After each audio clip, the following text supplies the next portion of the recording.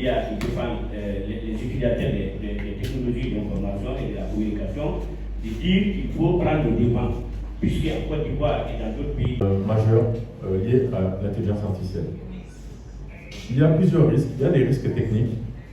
On sait que l'IA a des biais, c'est-à-dire selon qu'un modèle d'intelligence artificielle a été fait par une entreprise américaine ou chinoise, ça peut avoir des informations mal interprétées et inadaptées au contexte africain. Je vais prendre un exemple qui n'est pas lié aux médias, mais si on prend un outil d'intelligence artificielle qui sert à détecter le cancer de la peau et que ça a été testé en Europe, si on amène cet outil en Afrique, le cancer de la peau ne sort pas de la même manière sur une peau noire que sur une peau blanche. Donc ça ne sera pas adapté et c'est ça les biais. Il peut y avoir les risques sociétaux par rapport à l'emploi. On a parlé de l'employabilité tout à l'heure.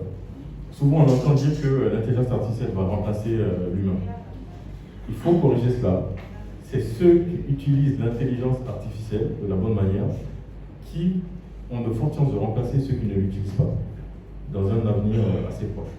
Et c'est vraiment ça la réalité. Je vous ai dit tout à l'heure, en Europe, tous les grands médias ont des équipes qui développent des solutions basées sur l'intelligence artificielle pour accélérer la rédaction, pour accélérer la vérification des fake news, etc., pour générer des images, etc., etc.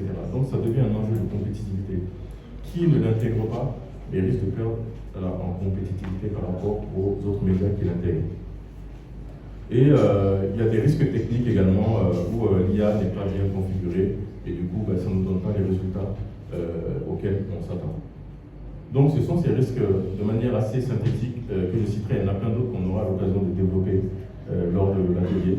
Mais il y a des risques à ces différents niveaux, même un risque environnemental parce qu'actuellement on dit que ça consomme beaucoup d'énergie, mais il y a des solutions justement qui vont créer pour réduire cet impact également. Donc il me semble avoir